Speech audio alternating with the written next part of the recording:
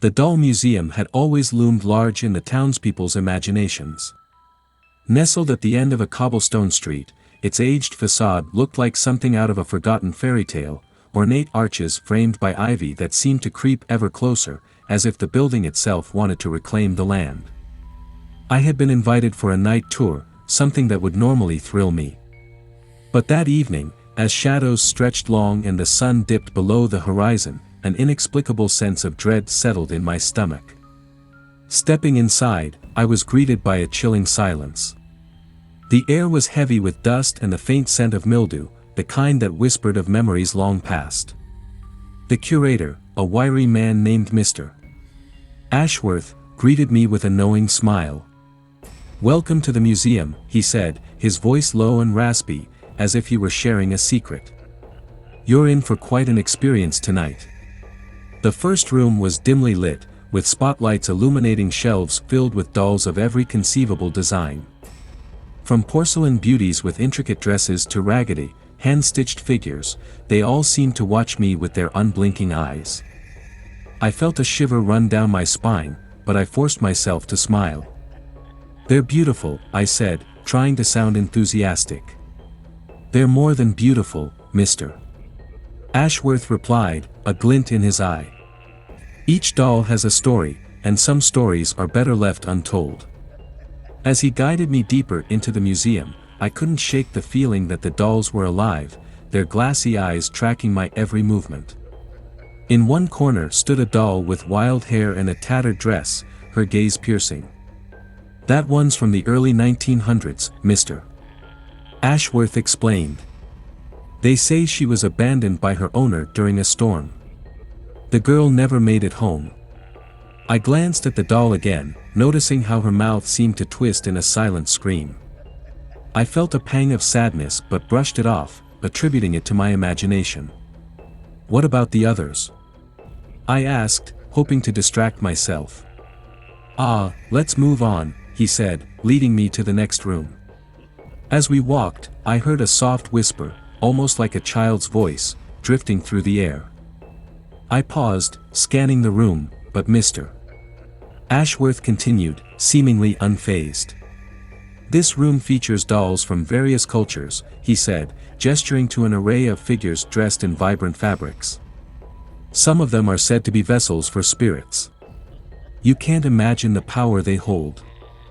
I chuckled nervously. "Power?" "Yes, power," he echoed, his expression turning serious. "They say some dolls protect their owners, while others bring misfortune. You never know which is which."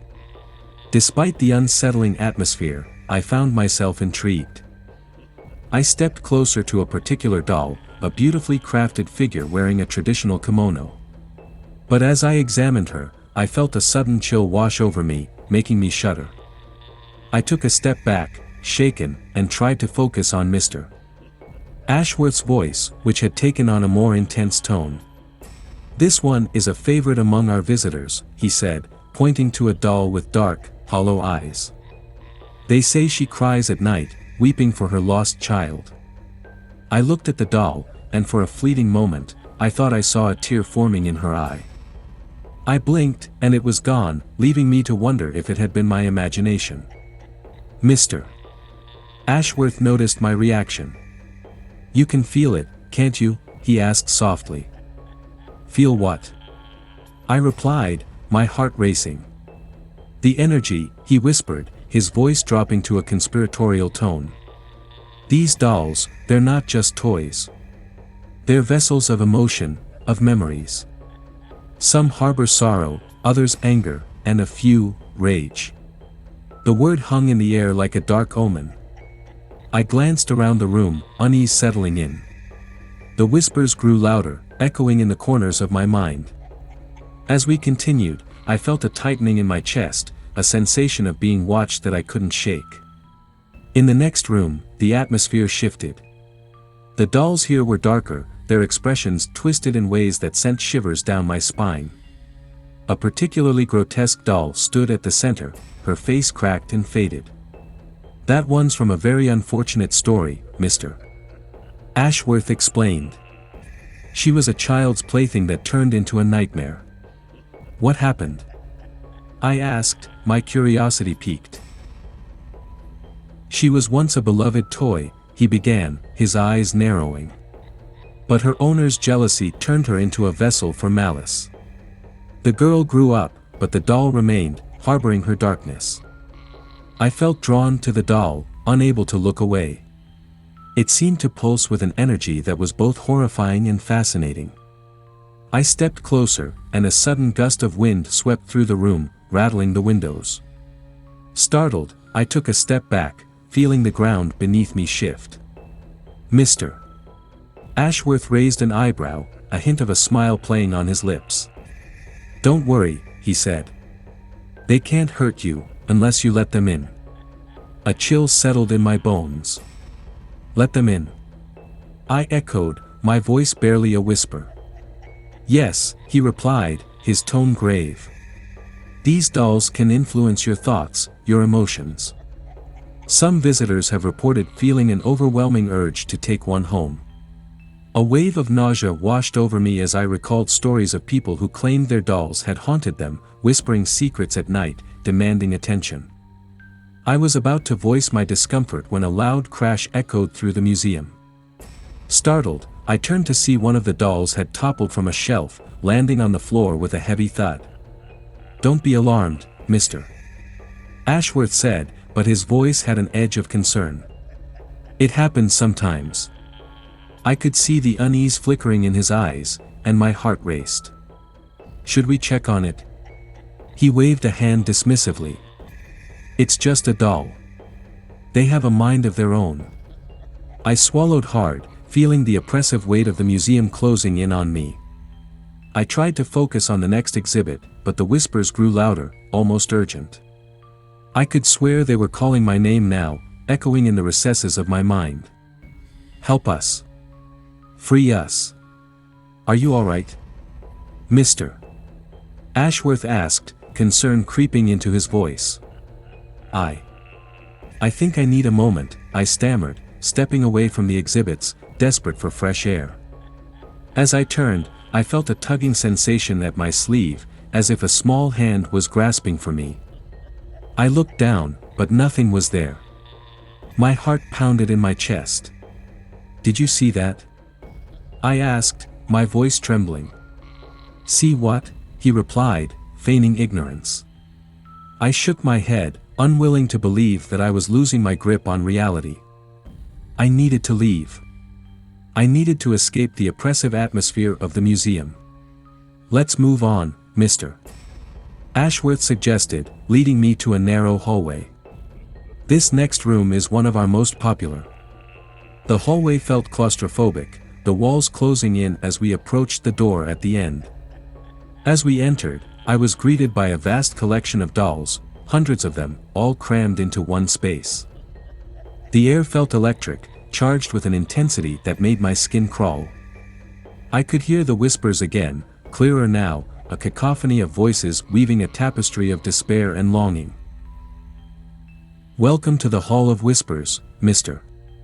Ashworth said, gesturing dramatically. This is where the real magic happens. I stepped cautiously into the room, but the moment I crossed the threshold, I felt a wave of nausea wash over me. The dolls lined the walls, their eyes glinting with an unsettling awareness. I could almost hear them breathing, their hollow voices weaving in and out of my consciousness. Can you hear them? I asked, my voice shaking. Only if they choose to speak, Mr. Ashworth replied cryptically. But once they do, they may never stop. My breath quickened. What do you mean? They share their stories, their pain, he explained, his gaze distant. But sometimes, they take more than they give. Before I could respond, I felt a sudden jolt, as if an electric current had surged through me. I staggered back, clutching my head. The whispers intensified, swirling around me like a storm. Help us, they cried. Help us escape. Stay calm, Mr. Ashworth instructed, his voice cutting through the chaos. You must resist their pull. But how could I? Their voices resonated deep within my soul, tugging at the very core of my being. I felt their sorrow, their anger. They wanted freedom, and I was the key. I squeezed my eyes shut, trying to block them out, but their words seeped into my thoughts, drowning me in a sea of despair. Suddenly, a doll toppled from a nearby shelf, landing at my feet. I glanced down and saw it was the grotesque doll from the previous room, the one with the twisted face. I bent down to pick it up, and the moment I touched its cold, cracked skin, a vision flooded my mind. I was a child again, running through a dimly lit room filled with laughter and joy. But then the laughter turned to screams, and I was lost in darkness, clutching the doll in my arms. I felt its pain, its loneliness. It was a mirror reflecting my own fears. "Let me go!" I shouted, my voice echoing in the hollow room. But the whispers only grew louder, drowning out my thoughts. "Free us! Free us!" With every ounce of strength, I hurled the doll across the room, watching as it shattered against the wall. The sound rang out like a gunshot, piercing the heavy air. And just like that, the whispers fell silent. "Mr. Ashworth looked taken aback, his expression a mixture of shock and anger. "What have you done?" he hissed. I don't know," I stammered, still reeling from the vision. They were begging for help." He stepped closer, his demeanor shifting. "You have no idea what you've unleashed. Once they're free, they can't be contained." "What do you mean?"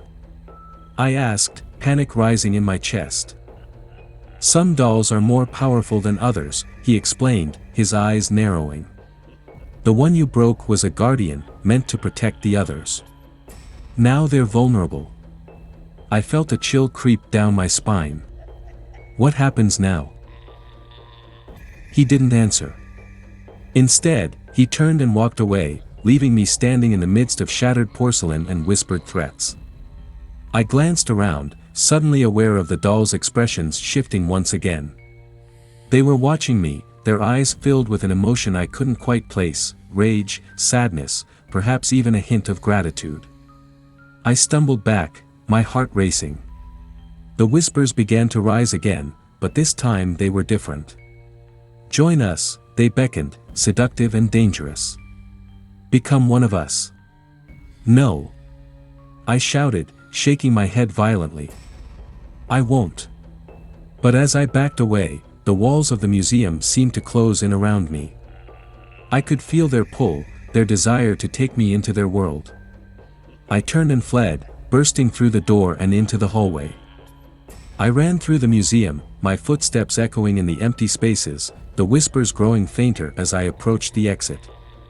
But just as I reached the door, I felt a cold hand grip my shoulder, stopping me in my tracks. I spun around to see a doll standing behind me, its eyes wide and hollow, as if it were trying to communicate something vital. The urge to scream surged within me, but I stood frozen, caught in its gaze. "Help us," it whispered, and in that moment, I realized it wasn't just the dolls I had to fear. It was the darkness that lingered within the museum, the energy that flowed through the very walls, seeking a host. I shook my head violently, tearing myself away from the doll. "I won't be a part of this," I shouted, rushing toward the door. But as I reached for the handle, I felt the temperature drop sharply, the air thickening around me. The whispers turned into a chorus of cries, pleading and desperate. "Help us! Free us!" With a final push, I threw open the door and stumbled outside, the cool night air hitting me like a wave of relief. I collapsed onto the cobblestones, gasping for breath, the weight of the museum lifting from my shoulders. But even as I sat there, panting, I could feel the doll's eyes upon me, their voices echoing in my mind. I had unleashed something within that cursed place, and as I looked back at the darkened windows of the museum, I knew I had only just begun to scratch the surface of their haunting. Days turned into weeks, and the memories of that night haunted me. I tried to forget the museum, the dolls, the whispers, but they lingered at the edges of my mind. Every time I closed my eyes, I could see their faces, twisted and desperate, pleading for release. Eventually, I returned to the town, hoping to find some sense of closure. The museum loomed ahead, dark and silent. I hesitated before stepping inside, a mix of dread and determination swirling in my chest. I needed to confront what I had unleashed.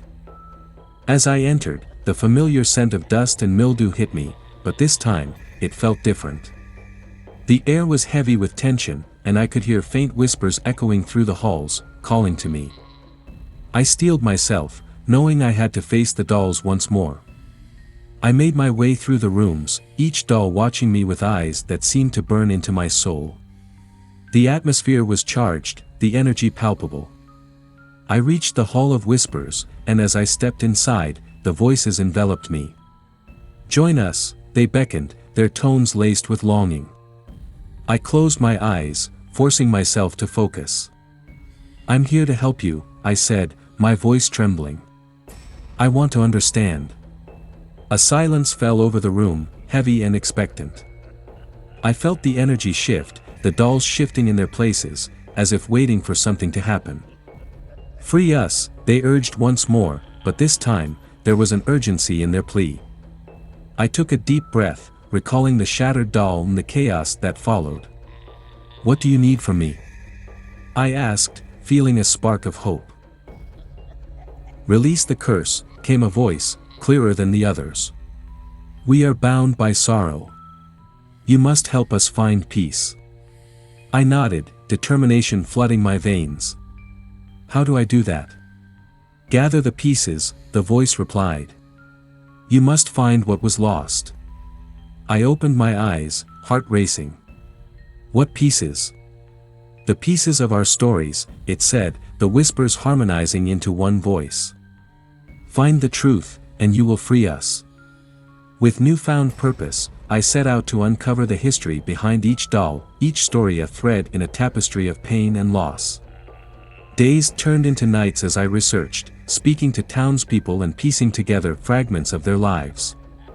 I learned of heartbreak, betrayal, and tragedy, each doll a reflection of the emotions that had once consumed their owners. Finally, I returned to the museum, ready to confront the truth. As I entered the Hall of Whispers once more, I could feel the weight of their gazes upon me. I took a deep breath and began to speak. "I know your stories," I declared, my voice steady. "I understand your pain. You are not alone." The whispers shifted, transforming into a gentle hum that resonated in the air. I continued, recounting each story I had learned, each tale filled with sorrow and longing. The energy in the room began to shift, the heaviness lifting as the dolls listened intently. With each word, I felt the connection between us grow stronger, a bond forged in shared understanding. And then, as I reached the end of their stories, I felt a surge of warmth fill the room. "Thank you," the voices whispered, their tones filled with gratitude. "You have freed us." In that moment, I understood that the curse had been broken. The dolls, once filled with anguish, now radiated a sense of peace. I watched in awe as the atmosphere shifted, the oppressive energy transforming into something light and joyful. As I left the museum that night, I felt a sense of closure wash over me. The dolls were no longer bound by their pasts, they were free. And as I walked away, I could hear their soft whispers fading into the night, a promise that they would never be forgotten.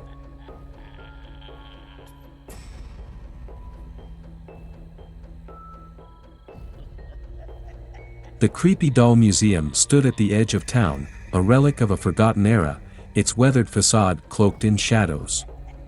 It had been years since anyone dared to enter its doors, and rumors swirled about what lay inside, stories of dolls that moved on their own, whispers in the dark, and the lingering presence of lost souls. I had always been fascinated by the strange and macabre, so when I learned the museum was holding a rare overnight event, I jumped at the chance. After all, how often does one get to explore a place like this alone? As I approached, the wind howled through the trees, sending chills racing down my spine. The door creaked open with an eerie groan, as if inviting me into the darkness. Inside, the museum was a labyrinth of glass cases and dimly lit corners.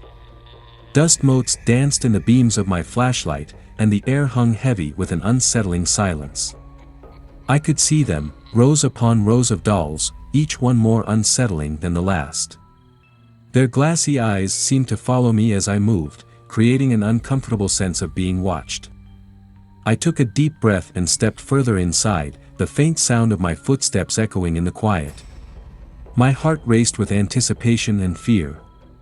The curator had given me a brief tour before leaving for the night, warning me to stay away from the back room. "It's not just the dolls that are preserved in this museum," he had said, his eyes darting nervously. "Some stories are better left untold." Ignoring his warning, I felt drawn to the back of the museum. The air grew colder as I approached, and I could hear faint whispers that seemed to seep through the walls.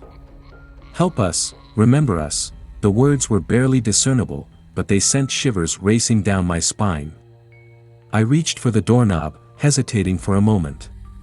What lay behind this door? With a firm grip, I twisted the handle and pushed it open.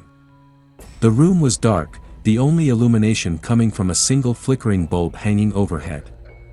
In the center stood a wooden table, adorned with an array of dusty dolls, each one more grotesque than the last. As I stepped inside, the door swung shut behind me, plunging me into near darkness. Panic surged, but I fought to stay calm. I was determined to explore this room. I approached the table, and the first doll I saw was a porcelain figure with cracked skin and lifeless eyes. Its mouth was slightly open, as if it were caught in a scream. "Why do you look so sad?" I whispered, half joking, but the air grew thick with tension. The whispers grew louder, a disembodied chorus that echoed in the small space. "Help us, help us." I backed away, my heart racing. Suddenly, a cold breeze swept through the room, extinguishing the flickering light. I felt a rush of fear as I fumbled for my flashlight, the beam cutting through the darkness. The dolls seemed to shift in the shadows, their eyes glinting with a malevolence that sent a chill down my spine. In that moment, I noticed a small, tattered journal on the table, its pages yellowed with age. My curiosity overpowered my fear as I opened it. The words were scrawled in a hurried hand, detailing the history of the dolls and the people who once loved them. Each entry was darker than the last, revealing tales of loss, tragedy, and unfulfilled longing. Then, one entry caught my eye, Lila, the Forgotten. It told of a little girl who had vanished in the woods, her doll left behind as a marker of her tragic fate. "She cries for someone to remember her," the entry read. "If you hear her, do not ignore her call." I felt a strange pull as I read the words. "Lila," I whispered, glancing at the dolls. The whispers grew louder, as if encouraging me to listen. The atmosphere shifted, and I could feel an otherworldly presence coalescing around me. "Help me, find me." My heart raced. "Lila, is that you?" I called out into the darkness. The air felt charged, electric with tension. Suddenly, the temperature dropped, and I could see my breath misting in front of me. A shadow flitted across the corner of my vision, and I turned, shining my flashlight into the darkness. There, in the far corner of the room, stood a small figure, a girl with golden hair and a tattered dress. Her eyes, wide with fear and sadness, locked onto mine. "Please," she whispered, her voice barely above a breath. "Help me find my doll." I swallowed hard, torn between terror and an inexplicable urge to help her. "Where is it?" I asked, my voice shaking. "In the woods, near the old tree," she replied, her form flickering like a candle flame. "I can't leave without it." I hesitated, glancing back at the door, but something deep within urged me to stay. "I'll help you, Lila," I said, stepping closer. "Lead the way." In an instant, she vanished, leaving only a cold breeze in her wake. I stood alone in the dark room, the whispers fading to a haunting silence. Taking a deep breath, I gathered my courage and stepped out of the room, heart pounding. The museum felt different now, alive with a sense of urgency. I retraced my steps to the entrance, determination fueling my actions. As I stepped outside, the cool night air hit me like a wave. The moon hung high above, casting an ethereal glow over the landscape. I made my way toward the woods, following a narrow path that twisted between the trees.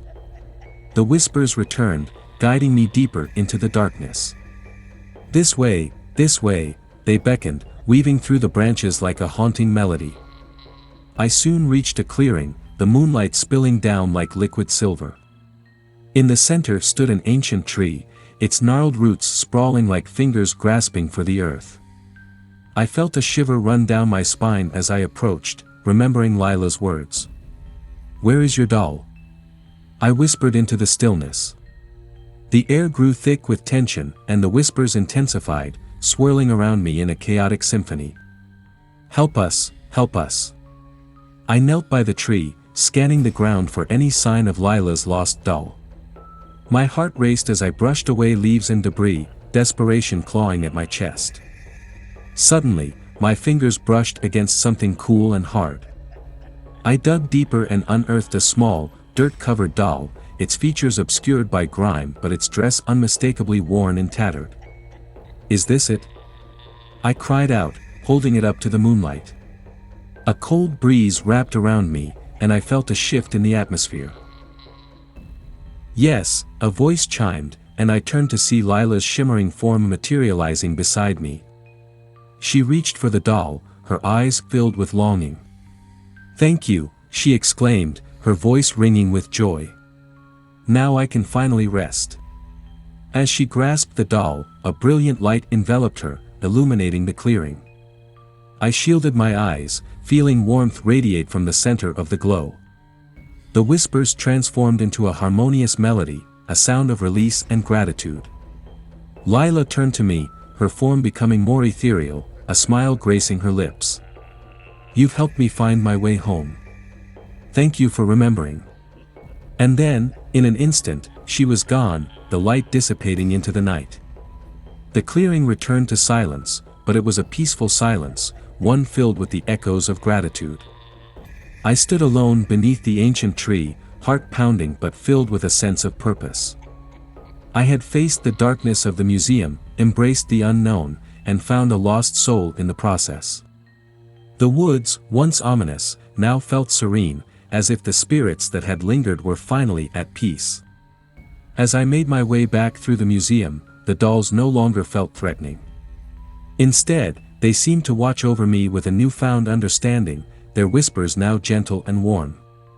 "Remember us," they seemed to say, but now it felt less like a plea and more like a promise, an assurance that the stories of the forgotten would never be lost again.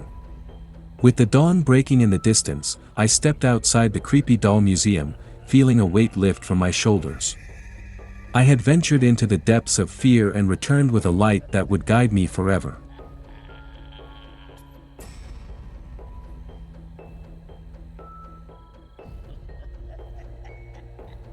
The doll museum had always been a point of intrigue in the small town of Eldridge. Tucked away at the end of a winding path, it was a ramshackle building, its paint peeling and the windows dust-covered.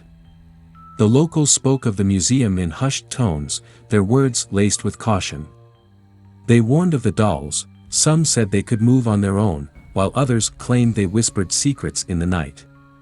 Curiosity had always been my vice. When I received an invitation from the curator, a reclusive man named Victor, to spend a night among the dolls, I couldn't resist.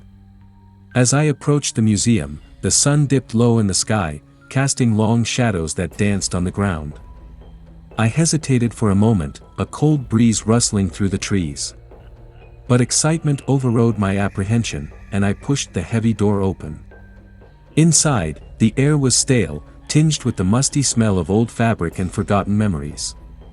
The walls were lined with shelves, each displaying an array of dolls in various states of decay. Their glassy eyes seemed to follow me as I moved deeper into the museum. Victor stood at the entrance, his tall frame silhouetted against the dim light. He had an intensity about him, and his eyes glinted with a peculiar enthusiasm. "Welcome," he said, his voice low and inviting. "You're in for a treat." I smiled nervously, glancing at the nearest doll, a porcelain girl with a cracked face and a haunting smile. "Are they all haunted?" I asked, half joking. Victor's expression turned serious. "Some are said to hold the spirits of their former owners. Each doll has a story, and some of those stories are tragic." The thought sent a shiver down my spine, but my curiosity propelled me forward. Victor began the tour, leading me through the various exhibits. He spoke of the history of the dolls, each tale darker than the last. One had belonged to a girl who had vanished on her wedding day, another was said to carry the soul of a child who had died in a tragic accident. As we moved from room to room, I felt a growing sense of unease. The dolls were captivating yet unnerving, their expressions shifting subtly as if they were aware of my presence. The whispers began softly, like the rustling of leaves, but soon became clearer, faint voices calling out, begging for attention. "Do you hear that?" I asked, glancing at Victor. He nodded, his expression grave. "They sometimes speak to those who are sensitive to their presence." I shivered, the hairs on my arms standing on end. We entered a room labeled the Cursed Collection. The air felt thicker here, the atmosphere heavy with despair. The dolls inside were twisted and grotesque, their faces warped by time and neglect. One doll in particular drew my attention, a ragged creature with one eye missing, its mouth twisted into a grimace. "That one is particularly dangerous," Victor warned, his voice barely above a whisper. "She's known for bringing misfortune to those who linger too long in her presence." Despite the warning, I felt an inexplicable pull toward the doll. I stepped closer, my heart racing. Suddenly, the whispers grew louder, a chorus of desperate cries echoing around me. "Help us! Free us!" I recoiled, heart pounding. "What do they want?" "They want to be remembered," Victor said softly. "To have their stories told. But be cautious. Some are not so eager to be freed." I took a step back, feeling the walls close in.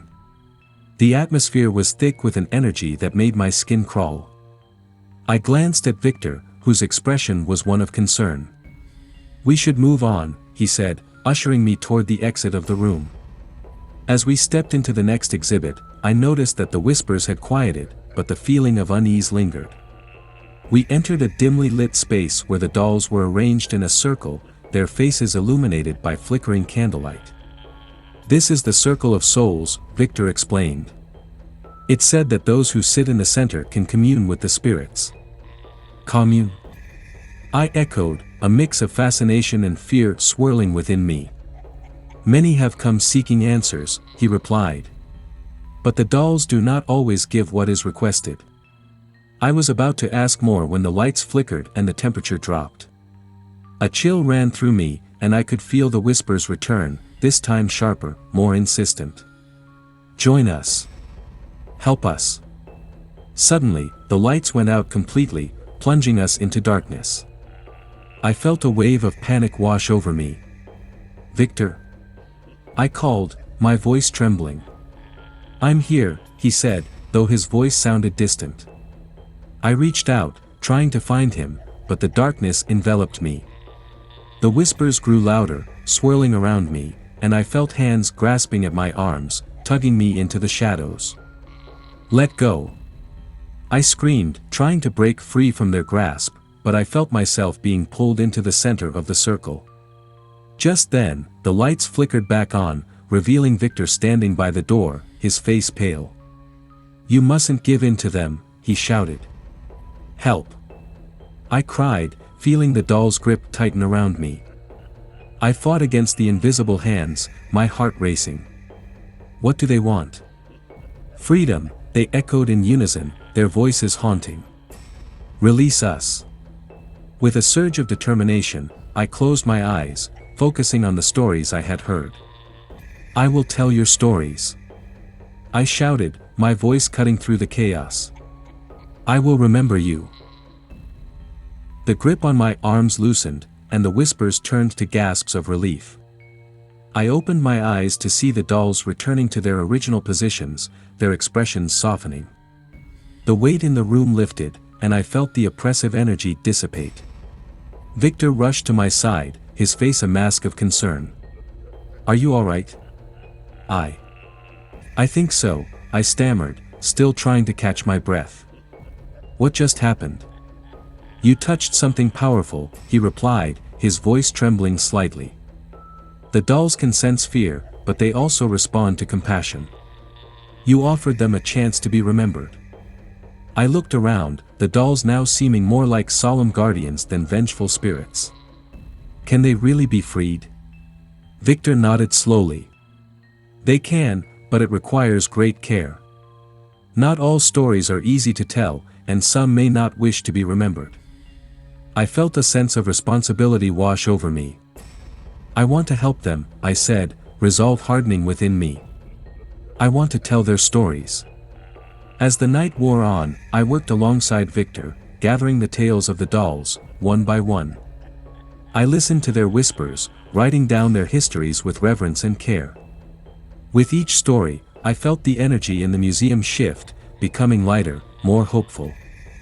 As dawn broke, the first rays of sunlight streamed through the windows, illuminating the dolls in a warm glow. They seemed at peace, their expressions softened by the light. I turned to Victor, a sense of fulfillment washing over me. "I think they're finally free," I said, my voice filled with wonder.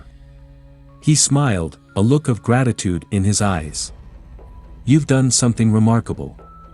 You've given them a voice." As I prepared to leave, I took one last look at the dolls, feeling a connection to each one. "Thank you," I whispered, knowing that their stories would never be forgotten. As I stepped outside, the fresh morning air enveloped me, a stark contrast to the museum's oppressive atmosphere. I took a deep breath, feeling lighter, unburdened. The whispers faded into the distance, replaced by the sounds of the waking town. But deep down, I knew that the bond one had forged with the dolls would remain, a whisper in my heart, reminding me that every story deserved to be told, every soul to be remembered.